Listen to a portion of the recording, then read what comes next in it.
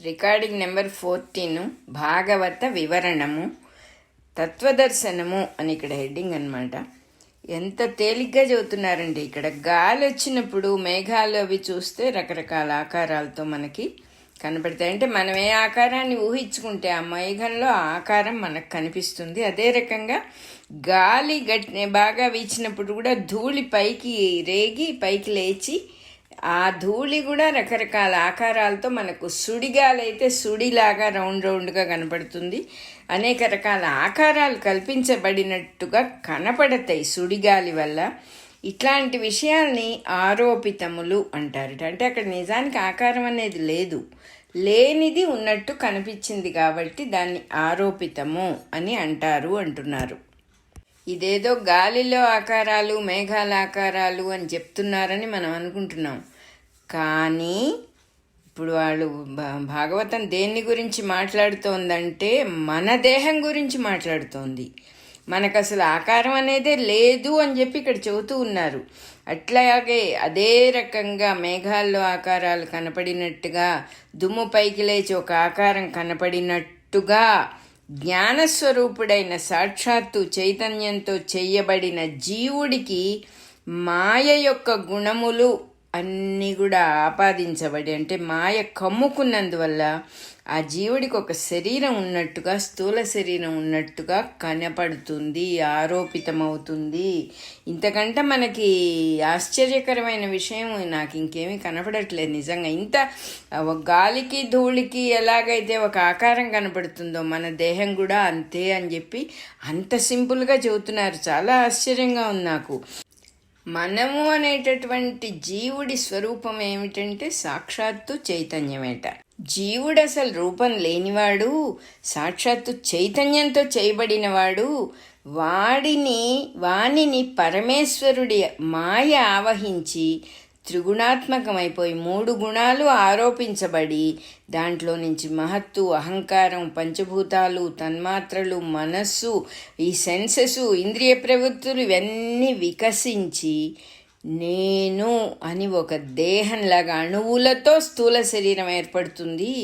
అణువులతో ఎప్పుడైతే స్థూల శరీరం ఏర్పడిందంటే అక్కడ స్థూలం అనేది నిజానికి ఏమీ లేదు. మనం తెలుసుకుంటే ఒక అణువులో, ఒక యాటంలో మ్యాటర్ ఎంత ఉంటుంది అని మనకి చాలా ఈజీ తెలుసుకోవటం ఈ రోజుల్లో. అక్కడ స్థూలమే లేదు అని చెప్పేసారు. ఇక్కడ చాలా ఆశ్చర్యంగా ఉంది. తాత్పర్యంలో మాస్టర్ గారు క్లియర్గా ఇక్కడ జీవుడు రూపం లేనివాడు, చైతన్యముతో చేయబడినవాడు, వానిని పరమేశ్వరుని మాయ ఆవహించి ఉండును. ఈ మాయ త్రిగుణాత్మకమై ఉండును. దాని నుండి మహత్తు, అహంకారము, పంచభూతములు, తన్మాత్రలు, మనస్సు, ఇంద్రియ ప్రవృత్తులు అనబడునవి వికసించును. ఈ మొత్తమునకు నిలబడుటకు ఒక స్థానము కావలను గనుక అణువులతో స్థూల శరీరం ఏర్పడును. ఇందు నిజముగా స్థూలమేమియూ లేదు. గాలికి పరువెత్తుచున్న మబ్బులకు అనేక రూపములు. ఈ రూపములు చూచువానికే గాని మబ్బులకుండవు. అట్లే స్థూల శరీరము కూడా గమనించుచున్న మనస్సు, ఇంద్రియములతోడి జీవునకే గాని తనకు తాను స్థూల శరీరము కాదు. గాలికి ధూళి రేగి వాతావరణమంతయు మసకగా కనిపించును. ఒక్కొక్కప్పుడు ఆ ధూళి వలన సుడిగాలికి ఆకారం ఏర్పడి కనిపించును. ఇది కూడా చూచువానికే గాని ధూళికి గాలికి కాదు. అట్లే మన భౌతిక దేహములే గాని వానికవి దేవుని అంతర్యామిత్వములోని భాగములే. ఇంతకంటే మనకేం కావాలి న్యాయంగా? మన దేహం, ప్రతి దేహము కూడా ఏ ఫిజికల్ బాడీగా మనం అనుకొని నేను నేను నేను అంటున్నాము, ఇది కేవలం భగవంతుడి స్వరూపమే. It is nothing else. It is not, ఒక విధంగా చెప్పాలంటే ఫిజికల్ బాడీ డజంట్ ఎగ్జిస్ట్ అని చెప్తూ ఉన్నారు ఇక్కడ. మనకి చాలా అపనమ్మకంగా ఉంటుంది ఇది. ఎందుకంటే మనం ఇన్నాళ్ళు ఒక నమ్మకంతో బతుకుతూ ఉన్నాము. ఎందువల్ల నమ్మకంతో బతుకుతున్నామో కూడా ఇక్కడ రాశారు. మాయ కమ్మితే రిఫరెన్స్ పాయింట్ లేకుండా మనం జీవించటం అనేది అవదు. కాబట్టి మాయ కమ్మినవాడు, ఆ మాయ కూడా ఎక్కడి నుంచి వచ్చిందంటే పరమేశ్వరుడి మాయే. లిమిటేషన్స్ అన్నమాట. లిమిటేషన్స్ పెట్టుకోగానే ఆట కోసం, లీల కోసం, దాంట్లో ఎంతో అద్భుతమైనటువంటి సృష్టి కాబట్టి ఇది మహత్ అనేది ఒకటి క్రియేట్ చేయబడిందంటే చోటే శరీరంగా గల విశ్వాత్మకుడు ఒకడు ఉన్నాడు ఇక్కడ, చోటుగా ఉన్నాడు. అహంకారము అంటే ఇది నేను అనేటటువంటి ఒక పాయింట్, ఒక రిఫరెన్స్ సృష్టి చేయబడ్డది. అట్లాగే 5 ఎలిమెంట్స్, పంచభూతాలు సృష్టి చేయబడ్డాయి, తన్మాత్రలు సృష్టి చేయబడ్డాయి. అంటే సెన్సెస్ ద్వారా గ్రహించటము అనేటటువంటి శక్తులన్నీ కూడా పుట్టినాయి. దాంట్లో నుంచి మనస్సు, ఇంద్రియ ప్రవృత్తులు, ఒక్కొక్క ఇంద్రియం, ఒక్కొక్క కన్ను, ముక్కు, చెవి, స్పర్శ, ఇవన్నీ కూడా ఏమేం పనులు చేస్తాయో అవన్నీ కూడా ఎంత అద్భుతమైనటువంటి ఆట నిజానికి ఇది. ఇవన్నీ నిలబడాలంటే ఒక శరీరం ఉండాలి కాబట్టి, ఒక స్థానం దానికి ఇవ్వాలి కాబట్టి అణువులతో దేహాలు తయారు చేశారు. అణువులతో తయారు చేసిన దేహం స్థూలమని అనిపిస్తుంది కానీ ఆరోపింపబడుతుంది అని ముందే చెప్పారు ఇక్కడ. దుమ్ము ధూళి పైకి లేచి ఆకారాలు కనపడినట్లు, అదేవిధంగా మేఘాల్లో ఆకారాలు కనపడినట్లు చూసేవాడికి మటుకే ఆకారం కనపడుతుంది, తనకి లేదు. మనం కూడా కొంచెం జాగ్రత్తగా గమనిస్తే మన ఆకారం మనకి లేదు. అందుకే నిద్ర లేచినప్పటి నుంచి అద్దం చూసుకొని అఘోరించాల్సి వస్తుంది. మన ఆకారం మనకు లేదు, ఉంది అనే నమ్మకంతో జీవిస్తున్నాం మనం. ఎంత అద్భుతమైనటువంటి సృష్టి ఇది. న్యాయంగా చూసేవాడికి ఉంది కానీ తనకి లేదుట. నోట్లో వేసుకున్న వాడికి పంచదార తీపే కానీ పంచదారకి తీపనేది ఏమీ లేదుట. ఎంత అద్భుతంగా ఉందో. ఇది చదువుతూ ఉంటే 2 విషయాలు గుర్తుకొస్తూ ఉన్నాయి నాకు. ఒకటేమో రాబర్ట్ యాడమ్స్ అని చెప్పి, అతను అమెరికను, రమణ మహర్షి శిష్యుడు. అతను పుట్టినప్పటి నుంచి క్రిబ్ పక్కన మహర్షి కనపడేవారుట, ఏవేవో మాట్లాడేవారుట. అతనికి ఏం అర్థమయ్యేది కాదుట. 14 ఏళ్లకే రియలైజ్ అయ్యాడు. ఆయన స్కూలు బెంచ్ మీద he got realization. So India వస్తాడు. రమణ మహర్షి వెళ్ళిపోయే ముందర ఒక 3 ఏళ్ళో 4 ఏళ్ళో మహర్షితో ఉంటారు. ఆయనతో సంభాషణలన్నీ కూడా ఆయన శిష్యులందరూ పుస్తకంగా ప్రింట్ చేశారు. సైలెన్స్ ఆఫ్ ద హార్ట్ అని దానికి పేరు. దాంట్లో ఆయన ఒక మాట చెప్తారు, ఒకప్పుడు మీరందరూ రియలైజ్ అయ్యి నిద్రపోయేవాళ్ళు లేచి చూసుకుంటే మీ బెడ్ మీద మీ శరీరం కనపడదేమో, కనపడకుండా ఉండే అవకాశం ఉన్నది. మీరేం వర్రీ అవ్వద్దు, అలా కనపడకపోతే చూసే వాళ్ళకు కనపడుతుంది, మీకు కనపడకపోవచ్చు, బికాజ్ యు ఆర్ రియలైజ్డ్ అని ఒక మాట అన్నారు. అది ఇప్పుడు నాకు ఇక్కడ గుర్తుకొస్తుంది. అదేవిధంగా యూజీ చాలాసార్లు అనేవారు, ఇప్పుడు అది నాకు అర్థమవుతోంది. There is nothing in between the sheets అండి అనేవారు. అంటే పక్క మీద పడుకుంటే కింద బెడ్షీటు, కప్పుకున్న బెడ్షీటు మధ్యలో ఏమీ లేదు. Nothing exist, there is nothing in between the sheets అంటే అదే అర్థం. ఫిజికల్ బాడీ అసలు లేదా, ఉన్నట్టుగా చూసేవాడికి మటుకు కనపడుతుందా? నేను దేన్ని చూస్తున్నానో అది నేనవుతానా? చూసేవాడిని నేను విడిగా ఉన్నా కదా. అంత మాత్రం కామన్ సెన్స్ లేకుండా పోయిందా మనకి? What you perceive cannot be your self అంటారు ఎక్కార్ట్ టోలే. ఇదే అర్థం దానికి అని చాలా ఆశ్చర్యంగా ఉంది. ఓహో, ఇందులో మనం పాండర్ చేయాల్సిన విషయం చాలా ఉంది. అట్లాగని చెప్పి ఏదో కొంపలంటుకు పోయిన అయ్యో పొరపాటు చేసేసామనేది ఏమీ లేదు. We can allow this play to happen as before. చక్కగా మామూలుగానే ఉండొచ్చు. విషయాన్ని తెలుసుకుంటూ ఉన్నాం కానీ మనం ఇక్కడ ఏదో సాధించేది కొత్తగా మార్చుకునేదేమీ లేదు. నిజంగా లేనిది ఉన్నట్టుగా ఎందుకు కనిపిస్తోంది అని మనం దాని గురించి పాండర్ ఓవర్ చేసుకోవచ్చు. దానికి ఒక సొల్యూషన్ మనకు తప్పకుండా దొరుకుతుంది. ఎందుకంటే మనకి ఏది కావాలో దాని మీద మనసు పెడితే తప్పకుండా మన లోపల నుంచే ఆన్సర్ వస్తుంది. ఎవ్వరు బయట వాళ్ళు చెప్తే అది కొన్నాళ్ళు ఉండి మళ్ళీ ఇంకొకళ్ళని అడుగుతాం, అదే క్వశ్చన్ లోపల నలుగుతూ ఉంటుంది. లోపల నుంచి ఆన్సర్ వచ్చినప్పుడు క్వశ్చన్ పోతుంది చక్కగా. అందువల్ల ఇది మనకి కొత్త సబ్జెక్ట్గా ఒకవేళ అనిపించి ఉంటే, మనం ఇంతకుముందు ఎప్పుడు చదువుకోకుండా తెలియకుండా ఉన్న సబ్జెక్ట్ అయితే షాకింగ్గా తీసుకోక్కర్లేదు. Take it easy. మామూలుగా చదువుకొని దాన్ని మనసులో నుంచి పెద్దగా ఉంచుకోక్కర్లేదు, అది సీరియస్ మ్యాటర్గా ఉంచుకోక్కర్లేదు. ఊరికే చదువుకున్నాం, దేహం లేదు, ఫిజికల్ బాడీ నిజంగా లేదు, కనపడుతోంది ఊరికే, ఇది ఆరోపితము. దానికి ఏం చెప్పారు? గాలి పైకి లేచి దుమ్ముకి ఒక ఆకారం ఉన్నట్టుగా కనపడుతుంది, అంతే తప్ప నిజానికి అక్కడ లేదు అని క్లియర్గా చెప్పారు. నెంబర్ 2, దుమ్ము సుడిగాలిలో ఒక ఆకారంగా మనకు కనపడినప్పుడు ఆ సుడిగాలిలో మనకు కనపడేది దుమ్మే కానీ యాక్చువల్గా ఆకారము అనేది మనకు దాని వెనకాల కనపడకుండా ఉంటుంది. గాలికి మనకు కనపడదు కాబట్టి గాలి యొక్క ఆకారం వెనకాల ఉంటుంది. ఆ గాలి ఆకారంతో దుమ్ము తిరుగుతూ ఉన్నందువల్ల దుమ్ము మటుకే కనపడుతుంది. దుమ్ముని చూడగలం, డస్ట్ చూడగలం, మనం గాలిని చూడలేం కాబట్టి డస్ట్కి ఆకారం వచ్చినట్టుగా కనపడుతుంది. అదే రకంగా అంటే డస్ట్ వెనకాల గాలి తాలూకు ఆకారం ఉంది కాబట్టి డస్ట్ కనపడుతున్నట్టుగా మనకు కూడా ఫిజికల్ బాడీ వెనకాల చాలా సటిల్ బాడీ ఒకటి ఉన్నది, సూక్ష్మ శరీరము ఒకటి ఉన్నది, ఎనర్జీ బాడీ అనొచ్చు దాన్ని. ఆ సూక్ష్మ శరీరం అనేది ఉన్నది, దానికి మామూలు ఫిజికల్ బాడీ లాగా కాళ్ళు చేతులు అనేటటువంటి విడివిడిగా అవయవ విభాగం ఉండదన్నమాట. ఇక్కడ ఏం ఎగ్జాంపుల్ చెబుతున్నారంటే మీరు గమనిస్తే నత్త పురుగు అనేది ఉంది, మరి ఇంగ్లీష్లో ఏమంటారో నాకు తెలియదు. దేహం నుంచి ఒక లిక్విడ్ని అది వదులుకుంటూ ఉంటుంది. ఆ దేహం దాని లోపల నుంచే వస్తుంది ఆ లిక్విడ్. వచ్చినప్పుడు అది దాని చుట్టూతానే ఒక గవ్వలాగా గట్టిపడిపోతుంది. ఆ గవ్వ లోపలే మళ్ళీ అది నత్తగుల్ల అంటాం మనం దాన్ని. నత్తగుల్ల లోపల మళ్ళీ ఆ పురుగు లోపల దూరి ఉంటుందన్నమాట. అంటే సేఫ్టీ, దానికి దైవం పెట్టినటువంటి ఒక బ్యూటిఫుల్ సిస్టమ్. నత్త పురుగు ఎలాగైతే తన నోట్లో నుంచి వచ్చిన లిక్విడ్తోనే తన చుట్టూ ఒక గుల్లగా ఒక గవ్వగా చేసుకొని దాంట్లో దూరినట్టుగా కరెక్ట్గా సూక్ష్మ శరీరం చుట్టూతా ఫిజికల్ బాడీ ఏర్పడుతుంది.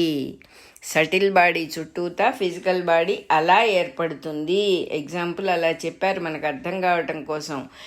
ఆ ఫిజికల్ బాడీలో ఈ సటిల్ బాడీ వస్తూ పోతూ ఉంటుంది, రాకపోకలు చేస్తూ ఉంటుంది.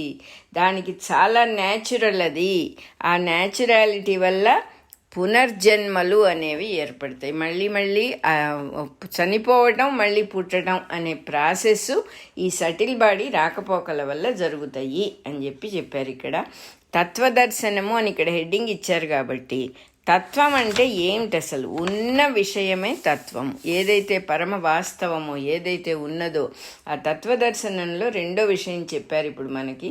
నెంబర్ 3 నెక్స్ట్, స్థూల సూక్ష్మ శరీరాలు రెండు కూడా ఆత్మతోనే నిండి ఉన్నాయి. సర్వత్రా ఆత్మవస్తువు ఉన్నది అని చెప్తూ ఉన్నారు కదా. సర్వత్రా ఆత్మవస్తువు ఉన్నప్పుడు మళ్ళీ స్థూలదేహము, సూక్ష్మదేహము, ఫిజికల్ బాడీ, సటిల్ బాడీ అని ఇన్ని ఎక్కడున్నాయి అనే కామన్ సెన్స్ మనకు ఉంటే ఇంకేమీ లేదు, ఉన్న వస్తువు ఒకటే. ఇది కూడా అలా కనపడుతోంది, ఆరోపితమవుతున్నాయి. ఇవి కూడా ఉన్నది ఆత్మవస్తువు ఒక్కటే, ఆత్మచేతనే నిండి ఉన్నాయి అని గట్టిగా తెలుసుకోవటమే మన స్వరూపాన్ని మనం తెలుసుకోవటము అని చెప్పేశారు. స్వస్వరూపాన్ని తెలుసుకోవటం అంటే అంతే. ఎంత తేలిగ్గా చెప్పారు. ఇందాక నుంచి ఏదో చెప్పేశారు, ఫిజికల్ బాడీ లేదు, అది లేదు, ఇది లేదు, అవన్నీ అనుకున్నాం. ఏది ఉన్నా అది ఆత్మవస్తువే, నథింగ్ టు వర్రీ అన్నట్టుగా చెప్పారు ఇక్కడ. ఇంకా ఏమిటి, అలా తెలుసుకోవడాన్ని సరైన జ్ఞానము అంటారట. మనం జ్ఞానం అంటే ఏమిటో అనుకుంటున్నాం. ఎంతో జ్ఞానవంతుడండి ఆయన అంటే జ్ఞానం అంటే ఏమిటబ్బా అనిపిస్తుంది. ఈ జ్ఞానం అనేది ఎటువంటిది అంటే స్థూల దేహము అంటే ఫిజికల్ బాడీ, సూక్ష్మదేహం అంటే సటిల్ బాడీ, ఇవి రెండూ కూడా వేరే ఏమీ లేదు. ఇవి రెండూ కూడా ఆరోపించబడినవే, ఇంపోజ్డ్ నాలెడ్జ్ వల్ల వచ్చినవే. ఇవి కూడా లేవు, ఉన్నది ఒక్కటే ఆత్మవస్తువే అని గట్టిగా తెలిసిపోతుంది. అదే అసలైన జ్ఞానము అని చెప్పారు ఇక్కడ ఇంకో ఎగ్జాంపుల్ ఏం చెబుతున్నారంటే దీనికి, మంచుగడ్డ తెలియని వాడికి అంటే వాడి జీవితంలో మంచుగడ్డని చూడలే, ఐసు ముక్కని చూడలేదు. అటువంటి వాడికి నీళ్లల్లో మంచు ఐసు తేలుతూ కనపడినప్పుడు నీళ్లు వేరు మంచు వేరు, రెండు వస్తువులు ఉన్నాయి అక్కడ అని అనుకుంటాడు. అదే ఒకటే రెండు లేవు అని తెలిసినప్పుడు వాడిది నిజమైన జ్ఞానస్థితి, ఏకస్థితి. రెండు ద్రవ్యాలు లేవు, ఉన్నదొకటే, ఇవి రెండు కూడా ఆరోపించబడ్డాయి అనేటటువంటి తెలుసుకోవటమే అస్సలైన జ్ఞానం. అట్లాగే జ్ఞానికి స్థూల సూక్ష్మ శరీరాలతో ఏ వ్యవహారాలతో ఏమీ నిమిత్తం లేకుండా ఆత్మజ్ఞానాన్ని పొందుతాడు. అంటే విషయం అర్థమైపోయింది వాడికి. అంటే ఒక ఇంట్లో డ్రామా వేస్తున్నారు, తెలియని వాళ్ళకి అక్కడ అది నిజంగానే జరుగుతోంది అనుకుంటారు. వాళ్ళు డ్రామా రిహార్సల్స్ వేసుకుంటున్నారు. తెలియని వాళ్ళు ఏదో కొట్టుకుంటున్నారు, పెద్ద ఫైట్ జరుగుతోంది, ఏదో సబ్జెక్ట్లో వాళ్ళు కింద మీద పడుతున్నారు అని అనిపిస్తుంది బయట నుంచి చూసే వాళ్ళకి. కానీ లోపలికి వెళ్ళి విషయం అర్థం చేసుకున్నవాడు ఒకడు ఉంటాడు. వాడు చెబుతాడు, లేదండి వాళ్ళు డ్రామా రిహార్సల్స్ చేస్తున్నారు. అప్పుడు విషయం తెలిసిపోయింది. ఎంత తేలిగ్గా ఉంటుంది మన మనస్సుకి. అంతకుముందు ఏదో అయిపోతుంది అనిపిస్తుంది. ఇప్పుడేమో ఓహో డ్రామా రిహార్సల్సా అనుకుంటాం. అలా చెబుతూ ఉన్నారనమాట. తెలిసిన విషయము ఒక తేలికనిస్తుంది మనస్సుకి, బరువంతా పోతుంది. దాన్నే జ్ఞానము అంటారు. ఏమీ పట్టించుకోవట్లేదు, ఇదంతా ఆరోపించబడింది, ఇంపోజ్డ్ థింగ్స్ ఇవన్నీ కూడా, నథింగ్ టు వర్రీ హియర్, ఏమీ లేదు అని తెలుసుకున్నవాడు ఈ ఆరోపించబడిన విషయాల్లో ఎంత మటుకు రోల్ ప్లే చేయాలో అంత మటుకు చేస్తాడు. కానీ అది నిజమే అనే భావన అతనికి ఉండదు కాబట్టి చాలా హాయిగా ఉంటాడు వాడు. కానీ ఈ విషయం తెలియనటువంటి వాళ్ళు, ఆ జీవుడు దుఃఖాన్ని కొని తెచ్చుకుంటాడు అని చెప్పి రాశారు. ఎందుకంటే జరిగేవన్నీ నిజమే అనుకుంటున్నాడు. ఇది రోల్ ప్లే. ఈ ప్రతి జీవి ఒక బ్లూ ప్రింట్తో వచ్చి ఆ బ్లూ ప్రింట్ ఇక్కడ ఓపెన్ అవుట్ అవుతుంది అని తెలియని వాళ్ళు అన్నమాట. వాళ్ళు దుఃఖాన్ని కొని తెచ్చుకుంటారు. కొంచెం ఆగటం నేర్చుకుంటే మనకు చాలా డిఫికల్ట్గా ఉన్నాయి అనిపించిన సిచ్యుయేషన్స్లో కొంచెం ఆగటం నేర్చుకుంటే కొంచెం వీటి మీద పట్టు చిక్కుతుందన్నమాట. ఆగటం అంటే మనసులో ఏదో కంగారు పడిపోయి ఏదో చేసేసేయాలి, ఇలా కాదు అలా కాదు, ఇలా ఎలా చేస్తే బాగుంటుంది, ఇలా అయిపోయింది అలా అయిపోయింది, ఈ తర్జనభర్జనలు కొంచెం పక్కన పెట్టి దైవం అన్నిటికీ వెనకాల బ్యాక్గ్రౌండ్గా ఉన్నాడని భాగవతం చదువుకుంటూ ఉన్నాం. మనం వర్రే అవ్వక్కర్లేదు, ఆగితే సర్దుకుంటాయి. ఆగినప్పుడే మనకి అవి ఎంత చక్కగా సర్దుకుంటాయో మనకు తెలుస్తుంది. ఒక అల పైకి లేచి మళ్ళీ చక్కగా సముద్రంలో కలిసిపోతుంది నీట్గా. అది చాలా కామన్ థింగ్. మనకి ప్రకృతిలో మనం ఎక్కడ చూసినా కనపడతాయి ఇవన్నీ కూడా. ఎంత డిస్టర్బ్ అవుతుంది, మళ్ళీ చక్కగా ఎంత బాగా కలిసిపోతాయి అనే విషయాలు అనేకం తెలుస్తాయి. సో చెప్తూ ఉన్నారు, ఆత్మజ్ఞానం అంటే ఇదే, ఇంకేమీ లేదు, ఇక్కడ ఏమీ లేదు, ఇవన్నీ ఆరోపితములు, ఉన్నది ఆత్మవస్తువు ఒక్కటే అనేటటువంటిదే అసలైన జ్ఞానము. ఇక్కడ ఇంకొక చక్కని మాట చెప్తూ ఉన్నారు. ఈ అవిద్య వల్ల, అజ్ఞానం వల్ల, అంటే ఈ విషయం తెలియనందువల్ల కనపడేది వినపడేది అంతా, అది సిచ్యువేషన్ అంతా నిజమే అని అనుకునేవాడికి దుఃఖం ఎందుకు కలుగుతుంది అంటే, ఇక్కడ కొంచెం మనం జాగ్రత్తగా అర్థం చేసుకోవాలి. ఆరోపితమైన విషయాల్లో, అంటే ఇంపోజ్డ్ విషయాలకు ఎప్పుడూ కూడా సొల్యూషన్ ఉండదు, సమాధానం ఉండదు. అంటే అర్థం ఏమిటి? ఆరోపించబడిన విషయాలకు సమాధానం ఉండదు అంటే అర్థం ఏమిటి? కళలో ప్రశ్నలకు ఎవడైనా కళలో సమాధానాలు వస్తాయా మనకు? అసలు డ్రామాలో సమస్యలకి మనం సమాధానాలు చెప్పగలుగుతామా? అంటే లేని వాటిని ఉన్నట్టుగా అనుకొని there is a great problem అని మనసులో ఊహించుకున్న వాడికి దానికి సమాధానం ఎట్లా వస్తుంది? అది నీ ఊహ, అది ఎప్పుడో గాలికి కొట్టుకుపోతుంది. అట్లా మనకి లక్షల సమస్యలు మనసులోకి వస్తున్నాయి, మనం ఊపిరి పీల్చి విడిచే లోపల అన్నీ పక్కకి వెళ్ళిపోతున్నాయి. అవన్నీ పట్టించుకోవటల్లా మనం మళ్ళీ ఇంకో సమస్యని పట్టుకుంటాం. మనస్సు స్వభావం అది సమస్యని పట్టుకుంటుంది. అది ఎందుకంటే సుఖానికి పట్టు ఉండదు మనస్సు మీద, దుఃఖానికి మంచి పట్టు ఉంటుంది. మనమే గమనించుకుంటే, అందుకే సినిమాల్లో కూడా చూపిస్తూ ఉంటారు, ఏదైనా దుఃఖం రాగానే గాజు పెంకులు చేతిలో గుచ్చుకోవటం, లేకపోతే కత్తి పెట్టి చెయ్యి కోసుకోవటం, ఇలాంటివి చేసినప్పుడు ఆ దుఃఖం ఇంకా బాగా ఉంటే గ్రిప్ ఉంటుంది నా మీద నాకు అనే ఉద్దేశం ఒకటి లోపల. మనస్సుకు ఒక క్రూరమైన ఉద్దేశం అది. ఆ మనస్సు మనల్ని ఆక్రమించుకోవటం కోసమని వాడి ట్రిక్స్, భోజనం చేయకపోవటం, అలగటం, ఇట్లాంటివన్నీ కూడా మన మీద మనస్సు కంట్రోల్ కోసం చేస్తూ ఉన్నటువంటి ట్రిక్స్. మనకు అవన్నీ తెలియవు కాబట్టి నిజంగా జరుగుతోంది అని మనం అనుకుంటాము. ఈ దుఃఖానికి ఒక కంట్రోల్ ఉంటుందన్నమాట మన మీద, మనల్ని వశం చేసుకుంటుంది. అది దుఃఖం అనేది ఎందుకు వచ్చింది? లేని దాన్ని ఉన్నది అని ఊహించుకున్నందువల్లే వచ్చింది దుఃఖము. ఆరోపితము అని తెలిసినవాడు జ్ఞాని. ఇది ఆరోపితం కాదు, ఇది నిజమే అనుకున్నవాడు అజ్ఞాని అని ఇక్కడ చక్కగా చెప్పేసేసారు. ఏమీ లేదు. ఇది కలవాడు, ఈ జ్ఞానము కలవాడు బ్రహ్మమును దర్శించుటకు అధికారి. దర్శించుట అంటే తను విడిగా ఉండి మళ్ళీ దర్శించటం కాదు, చూడటం కాదు, తాను అదే అయిపోవటమే. అంటే చూసేవాడు చూసేది అని రెండు ఉండవు, ఒకటే ఉంటుంది. జ్ఞానమే మిగులుతుంది అనమాట. అంటే నేను విడిగా ఉన్నాను అనే భావం వాడికి ఉండదు. మనం ఇంతకుముందు కూడా చెప్పుకున్నాం కదా, పర్సీవింగ్ అనేది లేదు అక్కడ. If you are a perceiver, there is something perceiving, రెండు ఉన్నాయి కదా, అది జ్ఞానం కాదు. ఈ వెతుకులాట పోవటమే జ్ఞానం, అంతకంటే ఏం లేదు. నిశ్చింత అయిపోతాడనమాట. వెతకడానికి ఇక్కడ ఏం లేదు, అసలు రెండో వస్తువే లేదు, ఉన్నది ఒకటే, అది నేనే అని తెలిసిపోతుంది వాళ్ళకి. తెలిసిపోయినప్పుడు కామ్గా ఉండటం నేర్చుకుంటాడు. ఎన్ని జరిగినా చుట్టూతా ఇవన్నీ నిజం కాదు అని తెలుసు కాబట్టి వాడు వేళ్ళు కాళ్ళు దాంట్లో పెట్టి కర్మబంధాన్ని పెంచుకోడు. ఎందుకంటే మనకు కూడా తెలిసి ఇద్దరు కొట్లాడుకుంటుంటే మనం కల్పించుకున్నామంటే అది ముగ్గురి కొట్లాట అవుతుంది. అట్లాగే ఉంటుంది కర్మబంధం. వేలు పెట్టి మనం అంటించుకుంటాము దాన్ని. ఇక్కడ జ్ఞాని అయిన వాడు ఆ పని చెయ్యకుండా దూరంగా నవ్వుతూ చూస్తూ నిలబడతాడు. ఇది కొత్త విషయం కాదు, ఇది కూడా డ్రామాయే కదా, రిహార్సల్స్ చేసుకుంటున్నారు వాళ్ళు అని ఆగుతాడనమాట. తత్వదర్శనంలో నెంబర్ 4 చెప్తూ ఉన్నారు ఇక్కడ. దేహం ధరించి ఉన్న జ్ఞానం ఏదైతే ఉన్నదో, ప్రతి దేహంలో ఒక చక్కని జ్ఞాన దర్శనం ఉంటుంది. అది జ్ఞానం ఉన్నది కాబట్టే ఈ దేహంలో ఉన్న వాళ్ళం మనం ఏదైనా చేయటం, ఏదైనా తెలుసుకోవటం అనేటటువంటి ప్రాసెస్ జరుగుతూ ఉంది. దేహం ధరించిన జ్ఞానానికి ఈశ్వరుడు అని పేరు అని చెప్పారు ఇక్కడ. ఈశ్వరుడు అంటే అధికారము కలవాడు. వాడు ఈశ్వరుడు అంటే వాడికి అధికారం ఉంది అని. వానినే ఈశుడు అని ఈశావాస్యోపనిషత్తు చెప్తూ ఉన్నది. అలా దేహం ధరించి ఉన్న జ్ఞానం పేరు ఈశ్వరుడు. యోగ విద్యలో ఈశ్వరుడు అనే పదమే అన్ని చోట్ల వాడారుట.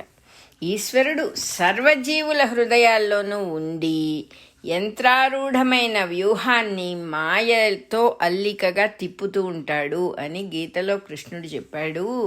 ఇంకో చక్కని మాట చెబుతూ ఉన్నారు ఇక్కడ. ఈశ్వరుడు జ్ఞానమే కాకుండా, జ్ఞానస్వరూపమే ఈశ్వరుడిది కాకుండా ఆటలో మంచి నేర్పరిట. ఈశ్వరుడు క్రీడించుటలో ఎంతో నేర్పరి అంటున్నారు. వెరీ స్కిల్ఫుల్ అన్నమాట. అతని ఆట కోసమే మాయ అనేది పుట్టింది. అవిద్య, అజ్ఞానము అనే స్థితిని కల్పించి వానితో క్రీడించును. ఇదేదో అవిద్యాజ్ఞానము అంటే మనం పిల్లలతో ఆడుకునేటప్పుడు ఏం చేస్తాము, పిల్లల్లాగానే బిహేవ్ చేస్తాం మనం. అట్లాగే రెండో వస్తువు ఉన్నట్లుగా, మరి ఒక్కడే ఏం ఆడుకుంటాడు, ఎవడైనా ఇద్దరు ఉండాలి కదా, ఆ రెండోది ఉండాలి కాబట్టి మాయని క్రియేట్ చేసుకొని ఎంతమందో ఉన్నట్టుగా నర్తకుని భంగి పెక్కగు మూర్తులతో ఎవ్వడాడు. ఒక నటించేవాడిలాగా అనేక మంది ఉన్నట్లుగా ఎవడైతే నటిస్తూ ఉన్నాడో వాడే ఈశ్వరుడు అన్నారు. మనకు వస్తుంది ముందు ముందు భాగవతంలో ఈ పద్యం. అట్లాగే అంత స్కిల్ఫుల్ట పరమేశ్వరుడికి. ఆ స్కిల్ ఉంది, ఆడుకునే స్కిల్ ఉంది కాబట్టి చక్కగా ఒక మాయని తయారు చేసుకొని ఆ మాయతో ఆట ఆడుకుంటాడు. కానీ ఈ క్రీడ మొత్తం ఎటువంటి పరిస్థితుల్లో అయినా సరే ఈ ఆట అంతా ఆయన కంట్రోల్లోనే ఉంటుందిట. ఎక్కడ ఆయనకి ఇక్కడ ఈ పర్టికులర్ విషయంలో స్వతంత్రం లేదు, మాయకి లొంగిపోయాడనే పాయింట్ లేదు. ఆయన కంట్రోల్లోనే ఫుల్గా ఉంటుందన్నమాట. ఎవరికైతే ఈ విషయం తెలుస్తుందో, ఈ క్రీడలో జీవిగా ఉన్న ఆత్మ స్వస్వరూపాన్ని తెలుసుకోవటం కూడా ఒక భాగం. ఈ ఆటలో ఏమిటి, మన ఇల్లు మనం మర్చిపోవటం, మళ్ళీ మన ఇల్లు వెతుక్కుంటూ మన ఇల్లు ఏదో మనం తెలుసుకోవటం, మనం ఏమిటో మనం మర్చిపోవడం, మళ్ళీ మనల్ని మనం తెలుసుకోవడం. ఇదే రియలైజేషన్. వేరే కొత్తగా సెల్ఫ్ రియలైజేషన్ అనే మాట ఏమిటంటే సెల్ఫే లేదు అని తెలుసుకోవడం. విడిగా సెల్ఫ్ అనేది లేదు. మై సెల్ఫ్ అని నేను పొద్దుగుకులు అరుస్తూ ఉండక్కర్లేదు. మయ్యే లేదు, మీయే లేదు, ఇక్కడ ఉన్నదంతా ఒకటే అని తెలుసుకోవటం. మర్చిపోయి మొత్తం సృష్టి నుంచి విడిపడటం, విడిపడిన వాళ్ళం మళ్ళీ కలిసిపోవడం. అదే అసలైన ఆటలో ఉన్నటువంటి మెయిన్ పార్ట్ అన్నమాట. సో ఆ ఆట బాగా తెలిసినవాడు ఆయన. ఎవడైతే ఇట్లా తెలుసుకుంటాడో ఇది కేవలం ఆట కోసం వచ్చింది, నేను విడిగా లేను, ఉన్నదంతా ఆత్మవస్తువే అని తెలుసుకున్నవాడి దగ్గర మాయ తన రూపాన్ని మార్చుకొని విద్యగా జ్ఞానంగా దర్శనమిచ్చేస్తుందిట. అప్పుడు జీవుడికి అర్థమైపోతుంది, ఎవరైతే తెలుసుకున్నారో అతనికి అర్థమైపోతుంది ఈ ఫిజికల్ బాడీ ఉన్నా లేకపోయినా నేనుంటాను అని తెలుస్తుంది. కాబట్టి డిజాల్వ్ చేసేసుకుంటాడు ఇంకా ఫిజికల్ బాడీని, సూక్ష్మ శరీరాన్ని, సటిల్ బాడీని కూడా తానే సర్వత్రా ఆ చోట్లో తను ఉంటాడు అని చెప్పి రాశారు ఇక్కడ. నిజానికి సర్వత్రా ఆత్మవస్తువే ఉన్నది. స్థూల రూపము అంటే ఫిజికల్ బాడీ, సటిల్ బాడీ అని ఇన్ని లేవు అని తెలియటమే మనల్ని మనం తెలుసుకోవటం అన్నమాట. అప్పుడు ఎలా ఉంటాడంటే ఆత్మజ్యోతి అడ్డు ఆపు లేకుండా వెలిగే అద్భుతమైన ప్రేమ స్వరూపుడైపోతాడు.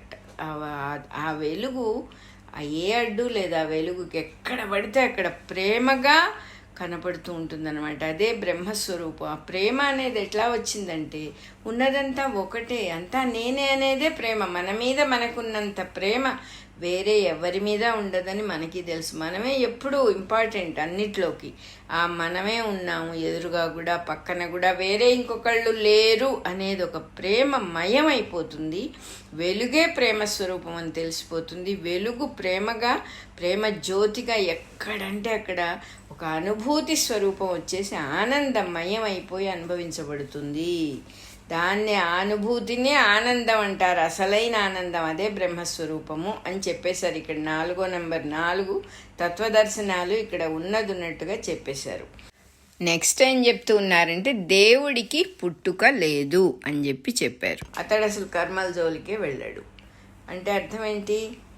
పుట్టటము అనేది అసలు ఎందుకు జరుగుతోంది అని మనకు కొంచెం ఒక ఐడియా ఉంటే దేవుడికి పుట్టుక ఎందుకు లేదో మనకు అర్థం అవుతుందన్నమాట. అతడు కర్మల జోలికి వెళ్ళడు కాబట్టి అతనికి పుట్టుక లేదు. కర్మల జోలికి వెళ్ళకుండా ఉండటం అంటే ఏంటంటే మనస్సుతో ఏ పని చెయ్యవలసిన అవసరం అతనికి లేదు. మనం అన్నీ ఫిజికల్ బాడీతో చేయాల్సిన పనులు కూడా మనస్సుతో కంటిన్యూస్గా చేస్తూ ఉంటాం కాబట్టి మనకు కర్మబంధం ఏర్పడుతుంది. ఆయన ఏ పని ఇది కావాలి అని కానీ ఇది వద్దు అని కానీ ఏది లేదు అతనికి. ఆ కోరిక అనేది అసలు లేదు కాబట్టి కర్మల జోలికి వెళ్ళాడు.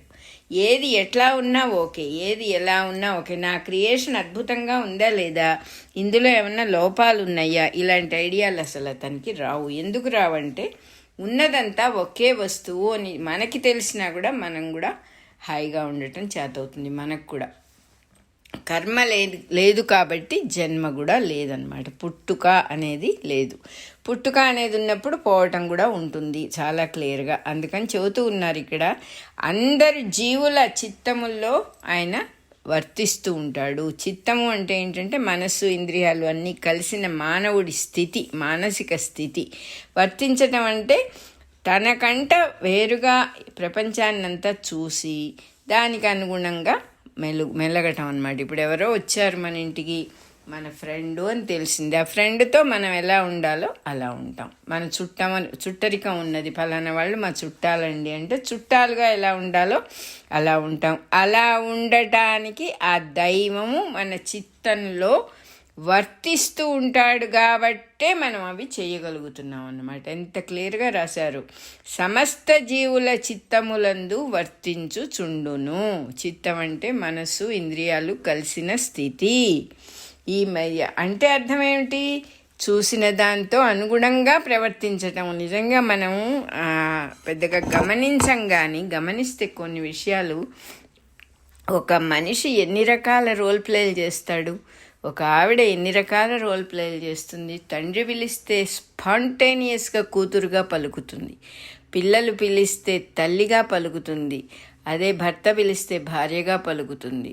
అలాగే భర్తకు కూడా భార్య పిలిచినప్పుడు భర్తగా రెస్పాండ్ అవుతాడు, తండ్రి పిలిచినప్పుడు కొడుకుగా రెస్పాండ్ అవుతాడు, పిల్లలు పిలిచినప్పుడు తండ్రిగా రెస్పాండ్ అవుతాడు. చాలా ఆశ్చర్యంగా ఉంటుంది. ఇది ఎంత స్పాంటేనియస్, ఇది అంతా ఎట్టా వచ్చింది? మన ప్రజ్ఞేనా, మనకి చేతవా అంటే ఇప్పుడు అర్థమవుతుంది. ఇక్కడ దైవమే ఉండి వర్తిస్తూ, చిత్తంలో వర్తిస్తూ, ప్రతి జీవి యొక్క సమస్త జీవుల చిత్తములందు ఉంటూ ఆయనే ఈ డ్రామా అంతా ఆడిస్తున్నాడు అని తెలుసుకుంటే సమంగా మనకి ఇంత స్ట్రెస్, టెన్షను అన్నీ తగ్గిపోతాయి. ఆయన ఉన్నాడు చూసుకుంటాడు, మనకెందుకు అన్నట్టుగా తెలుస్తుందన్నమాట. అట్లాగే కానీ కవులందరూ కూడా, కవి అంటే చాలా అద్భుతమైన విషయం ఇక్కడ చెప్పారు. కవి అని మనం అంటాము, రచయిత. ఆయన ఒక ఆథర్ అండి, he is a very great author అంటాం. రచయిత అంటే ఎవరిటంటే సృష్టిని ఎవరైతే చేస్తున్నారో వాళ్ళే రచయితలట. భగవంతుణ్ణి మించిన గొప్ప కవి ఇంకెవరూ లేరు, సూర్యుడిని మించిన కవి ఇంకెవరూ లేరు, అట్లా చెప్తూ ఉన్నారన్నమాట. కవి ఏం చేస్తాడు అంటే వ్యక్తుల్ని చిత్రిస్తాడు, సృష్టిని చిత్రిస్తాడు. రకరకాల వెరైటీ ఆఫ్ క్రియేషన్ జరుగుతుంది ఆయన వల్ల. ఆ కవి చేసింది ఇంకా ఏమిటి బ్యూటీ అందులో, మనం గుర్తించని బ్యూటీ ఏంటంటే, ఒక ఆథర్ ఒక స్టోరీ రాసినప్పుడు he himself reflects in all the characters. మనకు అది గమనించం మనం. రౌడీలాగానూ ఆయనే ఉంటాడు, హీరోలాగానూ ఆయనే ఉంటాడు.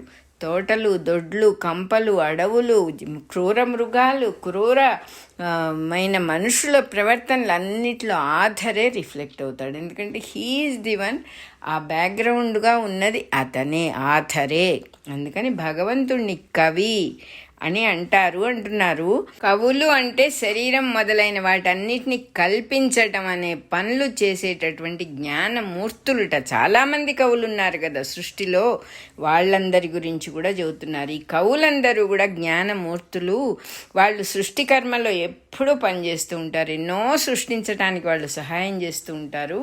ఫర్ ఎగ్జాంపుల్, శుక్రధాతువులో ఉన్న ప్రజ్ఞ వల్ల శరీరాలు తయారవుతూ ఉంటాయి అని మనకు కూడా తెలుసు. ఆ శుక్రధాతువునికి ఎవరైతే కారణమో ఆ ప్రజ్ఞని శుక్రుడు అంటారుట. ఆకారాల్ని కల్పిస్తాడు కాబట్టి ఇతనిని కవి అని పిలుస్తారుట. ఈయన పేరే ఉశనసుడు అని అంటారట. కవులలో నేను ఉశనసుడను అని గీతలో భగవానుడు చెప్పాడు కదా మనకి. దీన్ని బట్టి లోకంలో వ్యాసుడు, వాల్మీకి మొదలైన కవులందరూ కూడా భగవంతుడి జన్మ కర్మ వైభవాలన్నీ లేనివన్నీ ఉన్నట్టుగా, భగవంతుడికి కూడా కర్మలు ఉన్నట్టు, భగవంతుడికి కూడా జన్మలున్నట్టు వర్ణించారు వాళ్ళు. సృష్టికి రూపాన్ని సాధించటంలో సూర్యుడు కూడా కవే. మరి సూర్యుడు లేకపోతే భూమి మీద ఏ రూపాలు ఉండవు కదా. సూర్యుడు కవి అని వేదాలు వర్ణించినవి అని చెప్పారు ఇక్కడ. వేద రహస్యాల్లో ఎక్కడ చూసినా కూడా దేవుడికి జన్మ లేదు, కర్మ లేదు, జీవుడికి ఉన్నాయి. వేదములంటే వేద గ్రంథాలు కాదు అని ఇక్కడ క్లియర్గా చెబుతూ ఉన్నారు. ఈ గ్రంథాల్లో ఏ సృష్టి రహస్యాలైతే చెప్పారో, ఏ సృష్టి గురించి అయితే వేద గ్రంథాల్లో చెప్పారో అవే అసలైన వేదాలు అని. వేదము అంటే సృష్టికి అభేదము అని క్లియర్గా చెబుతూ ఉన్నారు. అందువల్లనే సృష్టి ధర్మాలుగా వేదం ఎప్పుడు పర్మనెంట్గా ఉంటుంది కాబట్టి వేదము మనుషులు రాసింది కాదు. తర్వాత మనం విన్నదాన్ని, మనకి తెలిసిన దాన్ని ఒక పుస్తకంగా రాసుకోవడం వేరును, ఆ శాశ్వత సత్యాలే వేదాలు. సృష్టి ధర్మ సముదాయమే వేదము. అందువల్ల ఎవరు ఏ విషయము పుస్తకాలు రాయాలన్నా, గ్రంథాలు రాయాలన్నా కూడా ఫస్ట్ అసలు సృష్టి అనేటటువంటి వేద గ్రంథాన్ని తప్పకుండా చదువుకోవాలి. దీన్ని, సృష్టి అనే వేదాన్ని ఎంత చక్కగా ఉపాసన చేస్తారో అప్పుడు వాళ్ళకి ఏ విషయము తెలిస్తే ఇంకే విషయము తెలుసుకోక్కర్లేదో అది తెలిసిపోతుందిట. సృష్టి అనే వేదాన్ని జాగ్రత్తగా తెలుసుకున్న వాడికి ఏం తెలుస్తుందంటే తనకు జన్మ లేదు, కర్మ లేదు, తన జీవుడి స్థితికి మటుకు రెండు ఉన్నాయి అని తెలుస్తుంది. నేను జీవుణ్ణి కాదు, నేను డిఫరెంట్గా ఉన్నాను, సర్వత్రా ఉన్నవాణ్ణి నేను, నాకు జన్మ లేదు, కర్మ లేదు, కానీ నా జీవుడి స్థితికి మటుకు రెండు ఉన్నాయి. నేను అనే జ్ఞానానికి ఈ జన్మ కర్మల రహస్యం చక్కగా తెలుసు అంటున్నారు. నీవు అనే అవిద్యకు తెలియదు. ఇది చాలా చిత్రమైనటువంటి మాట. కృష్ణ పరమాత్మ మనకు భగవద్గీతలో అర్జునుల వారికి చెబుతారు, నీకు నాకు ఎన్నో జన్మలు జరిగినాయి, నాకన్నీ తెలుసు, నీకు తెలియదు అంటారు. అది ఒక మర్మమైనటువంటి భాష. నీకు తెలియదు అనేది మనం అర్థం చేసుకునే పద్ధతి వేరుగా ఉంటుంది.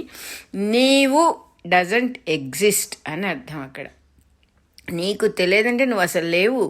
నువ్వెక్కడున్నావంటే నా మనస్సులో ఉన్నావు.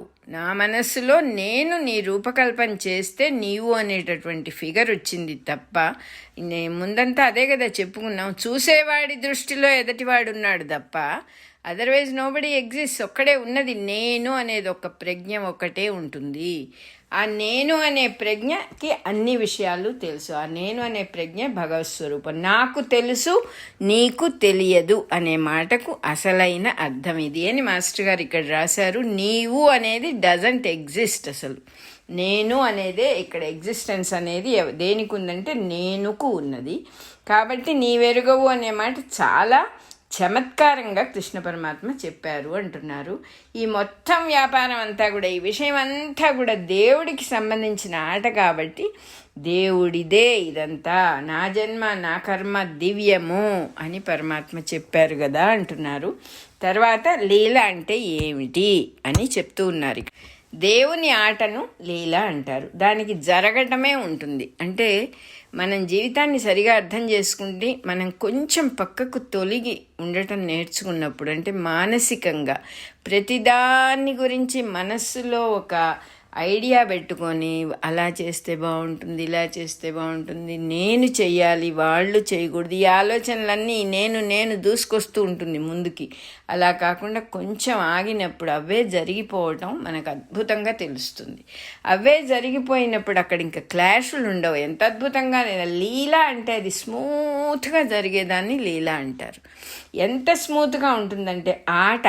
లీల అంటే ఆట ఎంత బాగుంటుంది అలా ఉంటుందన్నమాట. జరగటం తప్ప ఇలాగే జరగాలి అనే రూల్ లేదు. మనమేమో ఇది ఇలాగే ఉండాలి అనుకున్నందువల్ల మొహాలు పగులుతూ ఉంటాయి అప్పుడప్పుడు. ఎందుకంటే అది అలా జరగదు. మనమేమి కర్తలం కాదు దేనికి. ఇది ఇలా జరగాలంటే జరిపించే శక్తి మనకు లేదు. కానీ అనుకుంటాం జరిపించుకోవాలి, ఇలా జరగాలి, ఇది ఇలాగే ఉండాలి, నా కొడుకు నేను చెప్పినట్టే వినాలి అని అనుకున్నప్పుడు వాడు వినడు. నువ్వు మీ నాన్న మాట విన్నావా? చిన్నప్పుడు వినలేదు కదా. వాడు అంతే, సేమ్ థింగ్. అది మనం మర్చిపోతూ ఉంటాం అన్నమాట. అందుకని ఇక్కడ చక్కగా చెబుతున్నారు, బాలకుడు ఇలా ఆడుకోవాలి, ఇలా ఆడుకోకూడదు అని ఏ శాస్త్రం పసివాడిని కంట్రోల్ చేయగలుగుతుంది? వాడికి తోచినట్టు వాడు ఆడుకుంటాడు. వాడు ఇలా ఆడుకుంటాడు అని ఎవరు గెస్ చేయగలుగుతారు? ఎవ్వరు చేయలేరు. జీవుడి ఊహలకి ఎక్కడా సంబంధం లేదు. జీవుడి ఊహలు, సిద్ధాంతాలు, దీని గురించి అనుకునేవన్నీ దేవుడి ఆటలో భాగాలే తప్ప వాస్తవం కాదు. జీవుడిలా ఊహించటం కూడా దేవుడి ఆటలో భాగమే అని చెప్పేశారు. దాన్ని బట్టి మనం ఏమిటి అనేది మనం చాలా బాగా అర్థం చేసుకొని తొలగి ఉండటం నేర్చుకోవాలంటే, ప్రవాహంలో పడి కొట్టుకుపోతూ ఉంటే జీవితం ఆటుపోట్లుగా ఉంటుంది. అదే మనం గట్టు మీదకి వచ్చి పక్కన నిల్చొని ప్రవాహాన్ని చూస్తూ ఉన్నప్పుడు అది వెళ్ళిపోవటం చక్కగా తెలుస్తుంది. అది ఒక బ్యూటిఫుల్ స్కిల్ అన్నమాట. అది చెప్తూ ఉన్నారు ఇక్కడ. అంతా కూడా ఆటలాగా జరగాల్సిన విషయాన్ని సీరియస్గా తీసుకొని జీవులు బాధపడుతున్నారు. అది కూడా క్రీడలో, దేవుడి క్రీడలో భాగమే. ఎందుకంటే మనం దీన్ని సీరియస్గా తీసుకొని బాధపడకపోతే మనం దీంట్లోంచి బయటపడాలి అనేది ఊహ కూడా రాదు మనకి. ఇది బాగానే ఉంది కదా, not bad, okay, it's okay అనుకుంటూ దులుపుకొని బతుకుతూ ఉంటాం. కాబట్టి మనం ఒక విధంగా బాధపడటం కూడా ఈ ప్రాసెస్లో ఒక భాగంగా ఉండటానికి అది కారణం అన్నమాట. అట్లాగే అన్ని జీవులు తన నుంచే ఏర్పడిన సృష్టి అనే అల్లికలో విహరిస్తూ ఉంటారు అంటున్నారు ఇక్కడ. సృష్టి అనేది ఒక టెపాస్ట్రీ అంటారు కదా, ఒక అల్లిక. చక్కగా గోడకి ఎంతో రంగురంగుల దారాలతో ఒక అల్లిక చేశారు. ఆ అల్లికలో అన్ని థ్రెడ్స్ ఇంపార్టెంట్, అన్ని దారాలు ఇంపార్టెంట్. ఏ ఒక్క దారం, ఏ ఒక్క కలరు అన్ఇంపార్టెంట్ అండి. ఇది లేకపోయినా పర్వాలేదు అని ఉండదు. ఒక దారం లాగితే అన్నీ పడిపోతాయి. ఒకదాని మీద ఒకటి డిపెండ్ అయి ఉంటాయి. చక్కగా సృష్టి అనే అల్లిక అని చెప్పి చెప్తూ ఉన్నారు. అదే రకంగా ఇంద్రియాలన్నిట్లో కూడా ఒక సుఖాన్ని అనుభవించటం, వాటిని బయట ఉండి అన్నీ చూస్తూ ఉండటం, ఇవన్నీ కూడా భగవంతుడే చేస్తూ ఉంటాడు. ఇంద్రియాల్లో ప్రీతిని అనుభవించటం, బయట ఉండి వాటిని నియమించటం, తిప్పటం, అటు ఇటు పడేయటం అన్నీ చేస్తూ ఉంటాడు. కానీ ఆయనకి ఏవి అంటవు. అలా ఎలా ఉంటాడు మరి? ఆయనకు అంటకుండా ఎలా ఉంటాయి? మనకు అంటుతున్నాయి కర్మబంధాలు అంటున్నారు కదా. అంటవు అంటే అర్థం ఏంటంటే ఆఫ్టర్ ఎఫెక్ట్స్ ఏవి ఆయన మీద ఉండవు. ఆ పని తాలూకు ఆఫ్టర్ ఎఫెక్ట్స్, ఈ ఆట తాలూకు ఆఫ్టర్ ఎఫెక్ట్స్, ఇది ఆడాడు కాబట్టి ఇలా అయిందండి అనే పాయింట్ ఉండదు. ఎందుకు ఉండదు? ఏమిటా స్కిల్లు? మనం కూడా తెలుసుకోవాలి కదా అని చూస్తే ఇక్కడ ఇంకా కూడా చెప్తూ ఉన్నారు. ఒక చోట్లో ఇల్లు కట్టుకుంటాడు ఒకడు. కట్టుకున్నప్పుడు ఏం చేస్తాడు? ఇది బెడ్రూమ్ అంటాడు, బెడ్స్ అవి వేస్తారు. ఇది బాత్రూమ్ అంటారు, ఇది కిచెన్ అంటారు. కిచెన్లో రకరకాల వంటలు చేస్తారు. ఆ కిచెన్లో రకరకాల వంటలు చేసినప్పుడు ఆ కిచెన్లో ఉండే చోటుకు ఏది అంటదు. అది కిచెన్ అనే భావం కూడా ఆ చోటుకు ఉండదు, కేవలం చోటుగా ఉంటుంది. అలా ఉంటాడట పరమాత్మ. అట్లాగే బాత్రూంలో చెడు వాసన వస్తుంది అనుకుందాం, ఆ చెడు వాసన ఆ చోటుకు అంటదు. అది కూడా భగవత్ స్వరూపమే. అంత చోటుగా ఉన్నది ఏమీ ఎఫెక్ట్ అవ్వదు. ఆ రకంగా భగవంతుణ్ణి ఎప్పుడు ఏది ఇన్ఫ్లుయెన్స్ చెయ్యదు. ఆయన దేనికి అంటకుండా విహరిస్తూ ఉంటాడు అని చెప్పారు. అట్లాగే దేవుడు తన లీల కోసం, తన ఆట కోసం హరిగా దిగి వస్తాడు. హ రి అంటే పైనుంచి కిందకి దిగటం. మన ఉచ్చారణ కూడా హ అంటే పైకి ఉచ్చరిస్తాం, రి అంటే కిందకి ఉచ్చరిస్తాం. పైనుంచి కిందికి దిగి రావటాన్ని అవతారము అంటారు. నిరంతరంగా రూపాల్ని నామాల్ని ధరించి మెలుగుతూ ఉంటాడు ఆయన. మనకేమో తెలియదు, మనకి ఎదటివాడు ఎవడో శత్రువో మిత్రువో మేనమామో బావమరిదో ఇలా అనుకుంటూ ఉంటాం. మనమేమో చూడబోతే దేవుడే అందరి రూపాల్లో ఉంటూ ఉంటాడట. మనకి తెలియక వాడితో మనం ఏదో పెట్టుకుంటాం, నానా ప్రాబ్లమ్స్ వస్తాయి మనకి. అట్లాగే వాడి రూపంతో చేయబడినవేట అన్ని మాటలు, అన్ని మనస్సులు అన్నీ వాడి రూపంతో చేస్తారు కాబట్టి, వాడి రూపమే కాబట్టి వాడి గురించి చెప్పలేవుట. ఆ మనస్సు ఏమైనా దేవుడి గురించి ఫుల్గా ఇన్ఫర్మేషన్ ఇస్తుందంటే ఆ మనస్సు కూడా ఆయనే కాబట్టి ఆ మనస్సు చెప్పలేదు. ఆ నోరు కూడా ఆయనే కాబట్టి ఆ నోరు ఆయన గురించి చెప్పలేదు. ఆ మాటలన్నీ ఆయన స్వరూపమే కాబట్టి, మాట వాక్కు అనేది భగవత్ స్వరూపమే కాబట్టి ఆ భగవంతుడి గురించి చెప్పలేదు. తెలుపజాలవు. ఎంత గొప్ప వాదించే తర్కించేవాడైనా సరే లాజికల్గా వేసి కొట్టేస్తాడండి అని చెప్పుకుంటూ ఉంటాం. అవన్నీ కూడా వాడి ఒపీనియన్ లోపలే ఉంటాయి కాబట్టి దేవుడు దేనికి లోబడనివాడు, ఏ ఒపీనియన్కి లొంగనివాడు కాబట్టి దేవుడి గురించిన అసలు విషయం చెప్పలేడు. ఎంత తార్కికుడైనా లాజికల్గా మాస్టర్ అయినా సరే చెప్పలేడు అని చెప్పారు ఇక్కడ. నెక్స్ట్ హెడ్డింగ్ హరిభక్తి సాధనము. ఇంకా దాన్ని ఎలా పొందాలి మరి? భగవంతుడి గురించి ఎలా తెలుసుకోవాలి అంటే మంచి మార్గం ఇక్కడ చెబుతూ ఉన్నారు. ఇతరులతో మెలగుటలో, ఈ పక్కన ఎవరున్నా, భార్య కావచ్చు, భర్త కావచ్చు, పిల్లలు కావచ్చు, తల్లిదండ్రులు కావచ్చు, పక్క వాళ్ళు కావచ్చు, ఆఫీస్లో తనతో పనిచేసే వాళ్ళు కావచ్చు, బాసు కావచ్చు, కింద వాళ్ళు కావచ్చు, ఎవరితో మాట్లాడుతూ ఉన్నా కూడా కొంచెం కూడా మర్మము లేక అన్నారు. మర్మము అంటే ఏంటంటే నేను ఫలానా వాడితో మాట్లాడుతున్నాను అనే భావమే మర్మము. ఒక భావం మన మనసులో ఉన్నదంటే దాన్ని మర్మము అంటారంటే ఆ భావంతో అది టెయింటెడ్ అయిపోయింది, మన డైలాగింగ్ అంతే మలినమైపోయింది. మనం ఆ భావం, నా బావమరిది, నా ఫ్రెండు, నా శత్రువు అనే భావం లేకుండా మాట్లాడటం మనకు చేత కాదు కాబట్టి మర్మముతోనే మాట్లాడతాం మనము. ఎందుకంటే అది కూడా సృష్టిలో ఒక భాగమే. ముందు పొరపాటు పడటం, పొరపాటును దిద్దుకోవటం, అదే కదా రియలైజేషన్ అంటే. అదే చెప్తూ ఉన్నారు ఇక్కడ. ఎవరితో మెలిగినా కూడా కొంచెం కూడా మర్మము లేక, ముందు అనిపిస్తుంది నా బావమరిదే కదా, బావమరిది అనుకోకుండా వేరే ఏమనుకుంటాను, మంచిదే. కానీ బావమరిది కాక ముందు వాడెవడు అంటే సాక్షాత్తు పరమాత్మ వస్తువే. తండ్రి నాకు సరైన దర్శనం కలిగేటట్టుగా చెయ్యి అని ఒక నమస్కారం పెట్టుకుని నెక్స్ట్ బావమరిదితో మనం మాట్లాడుకోవచ్చు. బావమరిది కాదు, ఈశ్వరుడే వచ్చాడు, పరమేశ్వర అని హారతులు పట్టమని ఎవ్వరూ చెప్పట్లే. ఇక్కడ రోల్ ప్లే పర్ఫెక్ట్గా ఉండాలి అనే ఎన్ని అవతారాలు భగవంతుడు దాల్చిన రాముల వారు, శ్రీరామచంద్రుడేమిటి, కృష్ణ పరమాత్మ ఏమిటి, పరశురాముడేమిటి, వాళ్ళ రోల్ ప్లేలన్నీ పర్ఫెక్ట్గా చేశారు. వాళ్ళు రోల్ ప్లే దాటి అంతా దైవమే అని ధర్మ పన్నాలు చెప్పమని ఎవ్వరూ చెప్పలేదు. రోల్ ప్లే తప్పకుండా చేయాలి, లోపల విషయం తెలుసుకొని ఉండాలి. మర్మము లేక, ఏ మర్మము లేకుండా, ఏ క్షణంలోనూ దైవాన్ని మర్చిపోకుండా, ఎదురుగా ఉన్నవాడి దైవమే అనే భావాన్ని తెలుసుకొని భక్తితో ఆ దైవం యొక్క పాదాలు ఆశ్రయించాలి. ఇతరులతో మెలిగేటప్పుడు మర్మం లేకుండా మెలగాలి. ఏ క్షణంలోనూ దైవాన్ని మర్చిపోకుండా భక్తితో ఆయన పాదాలు మనసులో నిలుపుకోవాలి. అటువంటి వాడికి ఈ మార్గం తెలిసినట్టుగా ఇంకెవ్వరికీ తెలియదు. బ్రహ్మాది దేవతలకు కూడా తెలియదు. ఇంకా ఇంపాసిబుల్ అని చెప్పేశారు అంతే. హరిపాద భక్తి ఋషులతో చెప్తూ ఉన్నారనమాట. హరిపాదాల యందు మీ భక్తి నిశ్చలమై ఉంది కాబట్టి మీ చిత్తవృత్తి అంతా కూడా దేవుడి మీదే ఉన్నది కాబట్టి మీ చిత్తవృత్తి అటు ఇటు పారిపోదు అని చెప్పి చెప్తూ ఉన్నారు. ఇక్కడ మీరే భూమి మీద చరించే దేవతలు అంటే బ్రాహ్మణులని భూసురులు అంటారు. ఆ మాట చెప్పారు ఇక్కడ. మీరు చాలా ధన్యులు, సమస్తము తెలుసుకున్న వాళ్ళు. జన్మాంతరంలో అందరికీ కలిగే బాధలు మీకు అంటవు, వ్యాధి, ముసల్తనం మొదలైనవి ఋషులెవరికి కూడా అంటవు అని అర్థం అన్నమాట. ఈ దోషాలు శరీరానికి సంబంధించినవి. జ్ఞాని అనుభవంతో శరీరం లేదు అని తెలుసుకుంటాడు కాబట్టి ఈ దోషాలు అతనికి కలగవు. అంతేకాదు దుష్కర్మలు లేవు కాబట్టి వ్యాధులు కూడా కలగవు. శరీరాన్ని విడిచే సమయంలో కూడా దేని మీద వాళ్ళకి అస్తిత్వం, శరీరం విడుస్తున్నాననే భావం కూడా ఉండదు కాబట్టి వాళ్ళకి జన్మించటము, జన్మలు అనేవి కూడా లేవు అని చెప్పారు ఇక్కడ. 14వ నెంబర్ రికార్డింగు అయిపోయింది.